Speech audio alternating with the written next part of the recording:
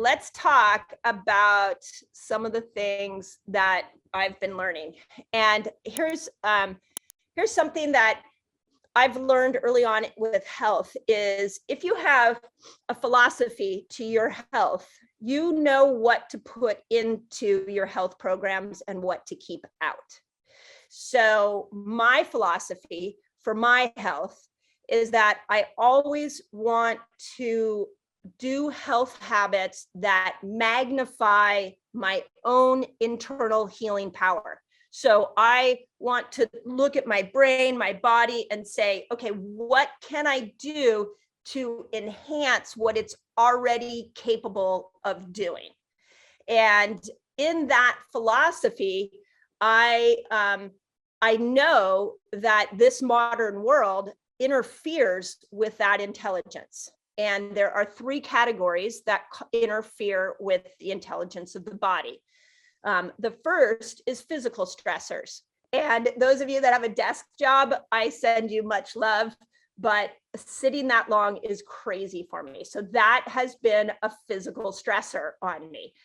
The body of mine has to move. I've got to start getting it. Otherwise, I can even tell you, you guys, like sitting this much, I can feel my muscles wasting. My postures change. Like I stand up and I'm like, oh my God, like I can't even get my torso to be over my hips properly. And it just blows me away to go from a good balance of sitting and moving to a bad balance. It makes me have compassion for a lot of people that are sitting all the time. And so we can look at physical stressors as depleting of us of health. And in my philosophy, I always want to maximize any kind of movement that I can do. I used in my younger years, I used to run marathons. I'll never do that again. It was a great thing to do once. That would just be torture on a body that doesn't have as much collagen as it used to have. So I tell you all that to say, because I have a philosophy around movement, I do not let myself get stuck in a situation where the lack of movement is going to destroy my health.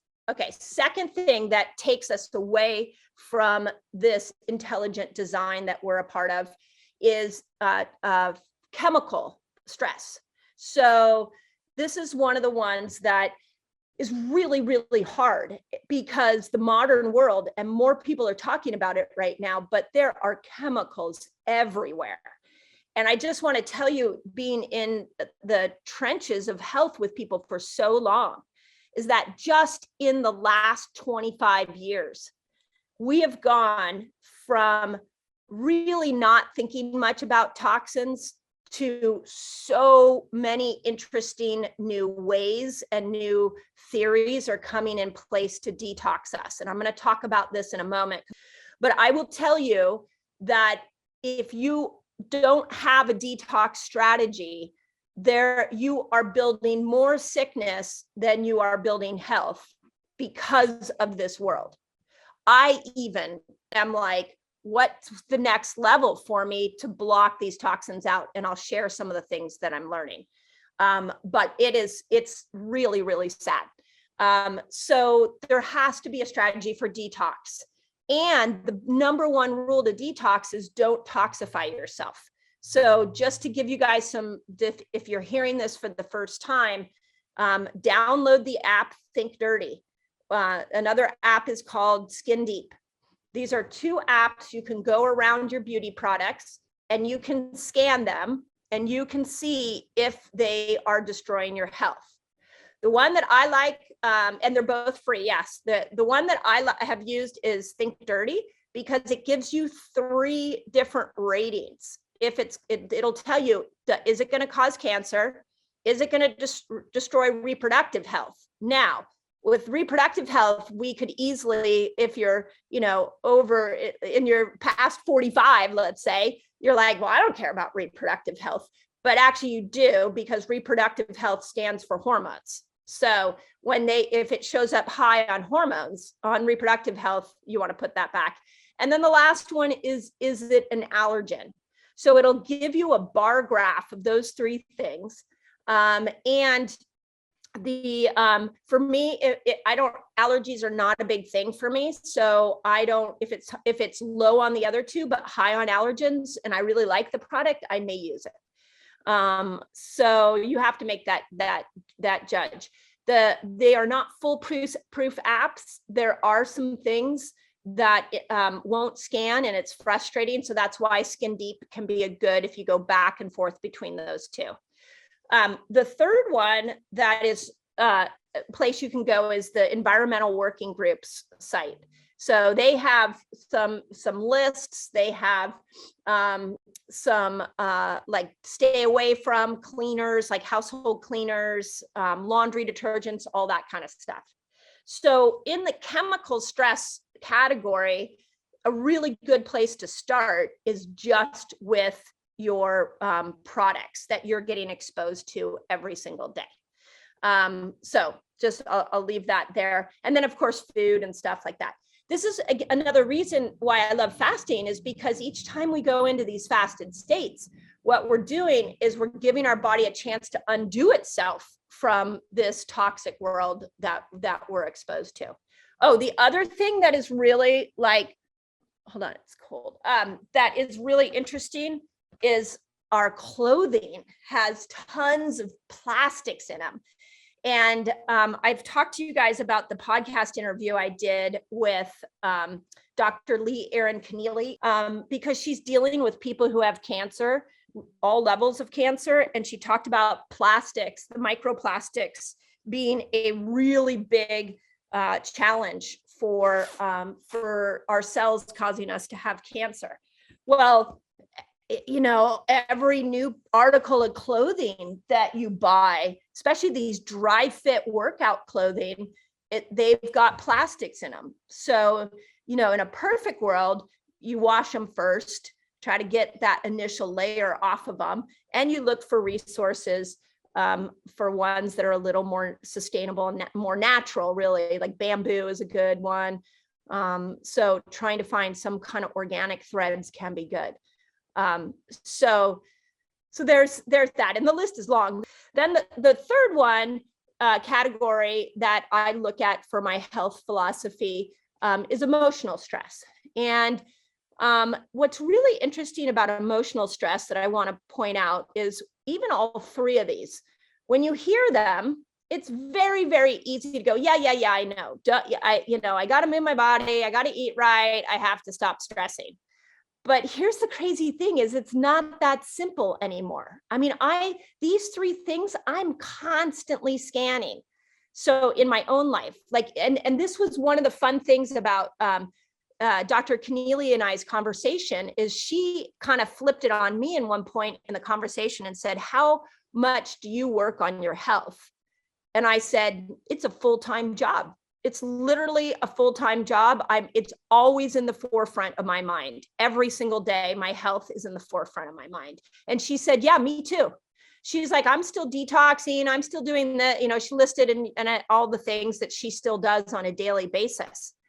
And that's because this modern world is so physically, chemically, and emotionally stressful. But one of the longest studies ever done on health and happiness was done it's an 80-year study done out of Harvard. And they looked at over 200 men and 1,300 of their grandchildren. And they wanted to know what made somebody healthy and happy long-term, 80 years. And what they found was that the quality of a person's relationships was the number one determinant of their health. The quality and connection they had with others. And they talked a little bit about how important it was with their spouse. If they had a good marriage, they had a longer lifespan, but they also, how many friendships they had. The head researcher on the study even went as far as to say that loneliness is worse for your health than alcoholism or smoking. Okay, I gotta interrupt this video because I have a free guide for you so you can master fasting. It's called A Beginner's Guide to a Fasting Lifestyle. And all you've got to do is click here and you can jump right in. So emotional stress, we haven't had human connection. The other thing is that we are, and tell me if you resonate with this, and it's something that I've been really working on in my own life. And that your nervous system, you should, just like you go into sugar burner, fat burner, you should go into sympathetic dominance and then parasympathetic state or dominance. I'm going to call it dominance. So if you're not familiar with these two nervous systems, this is how your body all day long is doing. Right now, we're probably moving now a little more to our parasympathetic nervous system, where we're resting and we're staying here. Now, here's what happens when you've been stuck in so much fight or flight stress. Just like the sugar burner gets stuck, you can't seem to get yourself back to that parasympathetic state. And I'm going to just really say, be transparent for myself. For the last 5 years, the people around me, it's been longer than that, but the last 5 years, I have an inner circle of amazing humans that are always looking out for me. And they have been saying to me, slow down. Why are you doing so much? Why do you keep going? And I just can't stop. I mean, part of it is I can't stop because I love what I do. But the second part of I can't stop is I don't feel normal when I stop. So let me explain this. And then you tell me if this is true to you, because I have been working with some pretty stressed out high performers right now. And they are all like, yep, this is me. You train your nervous system to be so geared towards the adrenaline rush that when you go into the no adrenaline rush, your amygdala, the middle part of your brain, says, what are you doing? This is not safe, because you have been in fight or flight for so long. So I can tell you that since my first child was born, and that's 22 years, I have pretty much been in my sympathetic dominance, like full on. And so when I try to rest, every alarm in my body goes off and says, get up, what are you doing? What's next? Why are you sitting here? And I've been aware of this for the last couple of years. And you combine that with menopause causing progesterone to go down. And progesterone is the hormone that tells you everything's going to be okay. And when she goes away and you're stuck in sympathetic dominance, and I, again, just being very transparent, I can sit on the couch and go, everything is not okay right now. Get up, go do something. And then I get up and I'm like, what am I supposed to do? And the first time this hit me was literally, maybe it was about 7 years ago. No, it was about 10 years ago, because my kids were like elementary school, middle school. I was sitting on a beach watching my kids play in the ocean at sunset. And every alarm, I hadn't taken a vacation in a really long time. And every alarm in my brain was saying, this is not okay. You need to get up. Why are you sitting here? And I was arguing with my amygdala, going, look at the beautiful sunset. Look at my amazing children. I finally took a vacation. This is incredible. But my nervous system was so entrained to sympathetic dominance that it felt awkward when I tried to access that parasympathetic state. Okay, where are my gals that are struggling with hormonal imbalance? Bloated, feeling like you're not making progress with weight loss? You need to add these foods in so that you can support better hormonal health. There is a lifestyle that estrogen wants you to live, and there's a lifestyle that progesterone wants you to live.